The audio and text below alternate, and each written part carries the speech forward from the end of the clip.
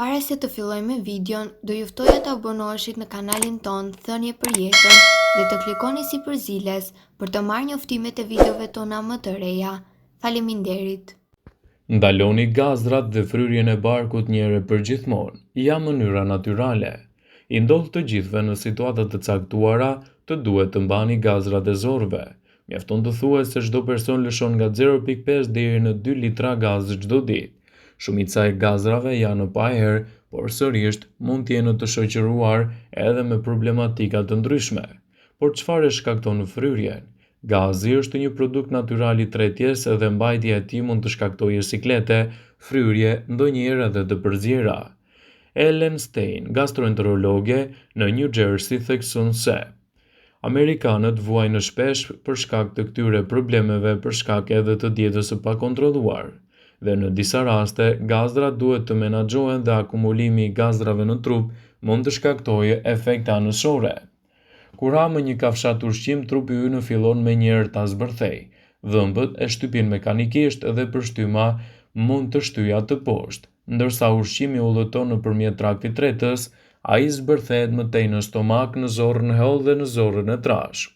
Mikroorganizma në zorë ndihmojnë në zbërthimin e ushqimeve në bloqet të tij në bazën ndërtuese, të cilat më pas absorbohen në qarkullimin e gjakut dhe shpërndahen në të gjithë trupin si energji. Por ajo që mund t'i ndodhë trupit tuaj nëse i mbani gazrat për një kohë të gjatë, mund të jetë edhe era e keqe e trupit. Nëse e keni provuar ndonjëherë, jeni ulur në karrige, në divan ose kudo tjetër dhe stomaku fillon të bëjë zhurma pa u ndalur, nuk jeni sigurt nëse çdo njeri që keni afër i dëgjon zhurmat që krijojnë zorrët, por nuk keni çfarë të bëni për të eliminuar këtë gjendje. Është një situatë nga më të sikletshmet me të cilat mund të ndesheni në publik. Por çfarë mund të bëni? Fillimisht, ajo që është e sigurt është që fryrja e stomakut ose edhe zhurma të krijojë zorrën dhe gjithashtu të shkaktojë edhe probleme urie, citon i dhdhis. Është thjesht një aktivitet normal i tretjes. Nëse nuk e besoni, është vetëm një mit që akoma besohet se kur stomaku fillon të bëjë zhurmë, jeni të urritur. Zhurma që vjen nga stomaku në të vërtet mund të jetë një sistem i shëndetshëm që funksionon me tretjen. Kombinimi i ushqimeve dhe lëndëve ushqyese në traktin e zorrve kalon përmes një procesi që quhet peristaltik. Mënyrat e ushqyerit dhe diçka që mund të shmangë me këtë problem mund të ketë edhe të tjera. Për të evituar gazrat, fryrjet e barkut dhe problemet të rëndesës së tij, mos hani vakte të rënda. Kur ha shumë, sistemi i tretës lodhet, ndaj edhe funksionet mund të jenë më të ngadalta, duke i bërë gazrat edhe më të shpeshta. Hani ngadalë dhe duke u përtypur mirë. Gazrat në stomak ndallen për shkak të ajrit që mblidhen gjatë procesit të shpejtë të ngrënies. Sa më shpejt e çoni ushqimin në stomak, aq më shumë ajër thithet nga jashtë dhe dërgohet brenda. Nëse ha ngadalë duke u përtypur, atëherë gazrat do të eliminohen më lehtë. Shmangni ushqimet që shkaktojnë gazra. Produktet ushqimore që shkaktojnë gazra duhet të eliminohen për shkak të shtimit të problemeve me stomakun. Kështu, nëse ke të tilla probleme, shmangni ushqimet si djathi, qumshti, dardha, brokoli, fasulet, ushqimet e shpejta dhe pijet me gaz. Dhe gjithashtu, ecni çdo ditë disa minuta. Ecja në ushtrime të shpejta ndihmon më shumë me tretjen, ndaj edhe reduktojnë ndjenjën e problemeve të stomakut. Është e rëndësishme që të mos neglizhohen këshillat e mjekut për të evituar kështu edhe erën e keqe që mund të shkaktojë. Sigurisht që të pasurit shpesh gazra është një problem i pakëndshëm, por mos u shqetësoni. Gazrat më së shpeshti mjekët i lidhen me ushqimet që konsumoni. Mirë po edhe stresi mund të jetë shkatrimtar i këtyre problemeve dhe të ndikojë drejt për së drejti në aktivitetet tuaja dhe të shfaqë gjithashtu shqetësime nga më të ndryshmet.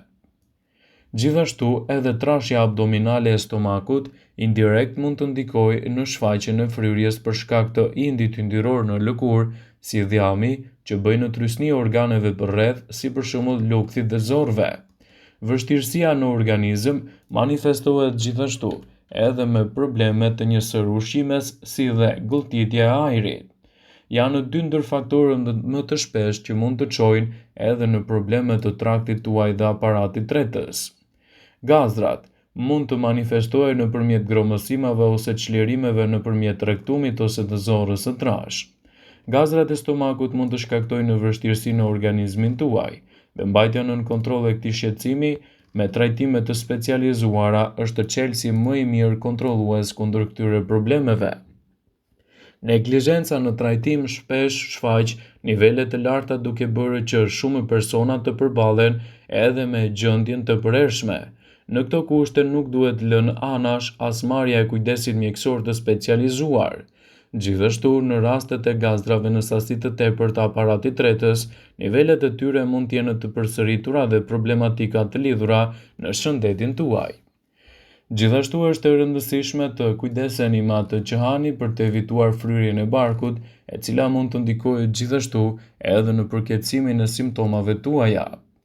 Nëse ndiheni vazhdimisht të fryrë edhe keni probleme të theksuara me gazrat, atëherë duhet të tregoheni të kujdesshëm me atë që shtoni në dietën tuaj, pasi ndikimi i ushqimeve mund të jetë edhe çelësi kryesor në menaxhimin e këtyre problematikave. Gazrat janë pjesë normale e jetës dhe nënprodukte natyrore të ushqimeve mund të shkaktojnë fryrje tuaja. Gazrat në trupin tuaj duhet që të dalin në mënyrë të kontrolluar dhe gjithashtu ato nuk duhet të mbahen për një kohë të gjatë. Shumica e njerëzve lëshojnë gazra midis 14 dhe 23 herë në ditë. Kjo mund të tingëllojë si shumë, por shumica e tyre janë vazhdimisht pa erë dhe relativisht të padukshme. Është e zakonshme që njerëzit të ndjejnë sikur lëshojnë gazra më shumë se të tjerët, por zakonisht është e pavërtetë. Shumica e gazit që kalon në ajër mund të jetë ajër i gëlltitur. Ju gëlltisni ajrin gjatë gjithë ditës ndërsa hani dhe pini. Gazrat e tjerë prodhohen në traktin tuaj tretës pasi ushqimi që hani tretet. Gjithashtu, edhe pse gazrat janë pjesë normale e jetesës, ato mund të jenë të pashëndetshëm në shumë raste. Nuk ka asnjë mundësi që ju t'i ndaloni ato, por ekzistojnë mënyra për t'i zvogëluar sasinë e tyre dhe të mos shqetësoheni në situatat më të vështira. Për të bërë këtë gjë, hani më ngadalë dhe gjithashtu e përtypni më mirë ushqimin tuaj. Është çelësi kryesor i menaxhimit të shqetësimit të tretjes dhe sigurisht menaxhimi i problemit të fryrjeve të trupit tuaj.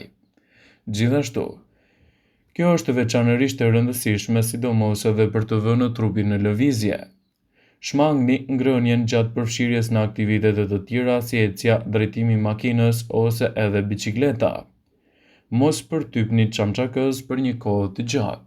Njerëzit që përtypin çamçakës gjatë gjithë ditës zgëlltisin më tepër ajër se ato që nuk e bëjnë. Nëse jeni të shqetësuar për mbajtjen e frymës tuaj të freskët, provoni të hani në vend të kësaj edhe të pini lëngne energjiku pa sheqer. Një larje e gojës me veprim të gjatë mund të ndihmojë gjithashtu edhe në uljen e bakterieve që shkaktojnë erën e keqe të gojës suaj. Mos hani ushqime që prodhojnë gazra, pasi ato ndikojnë drejt për së drejti në aktivitetet tuaja. Disa ushqime prodhojnë më shumë gazra se sa të tjerat. Karbohidratet e caktuara janë në fajtorët e zakonshëm, përfshirin në fruktozë, laktozë, fibra të patretshme dhe nisështe. Këto janë fermentuar në zorë dhe kanë një histori të shkaktojnë edhe problemet tuaja të tretjes. Shumë njerëz me sindromën e zorrës së irrituar mund të kenë shqetësime të theksuara të gazrave, dhe nëse vuani nga këto shqetësime, i adresoni ato tek mjeku. Sidoqoftë, shumë nga këto ushqime që prodhojnë gazra janë pjesë thelbësore e një diete të shëndetshme. Ndoshta nuk do të keni nevojë t'i shkurtoni plotësisht këto ushqime nga dieta juaj, por është e rëndësishme t'i zvendësoni ato në kohën e duhur.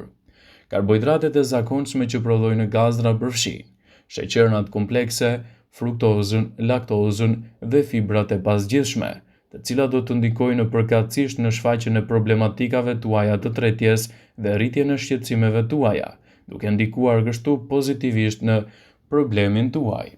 Vëmendje, ju bëjmë me dije se informacionet në këtë video kanë për qëllim që të plotësojnë, të mos zvendësojnë këshillat e mjekut tuaj ose ofruesit të kujdesit tuaj shëndetësor, dhe nuk kanë për qëllim që të mundësojnë të gjitha përdorimet e mundshme, masat paraprake, ndërveprimet ose dhe efektet e tyre negative në shëndetin tuaj. Pasi ta dëgjonit këtë video, do ju ftoja t'i bënit like dhe ta shpërndanit atë në profilin tuaj në mënyrë që të informohen dhe miqtë e tu.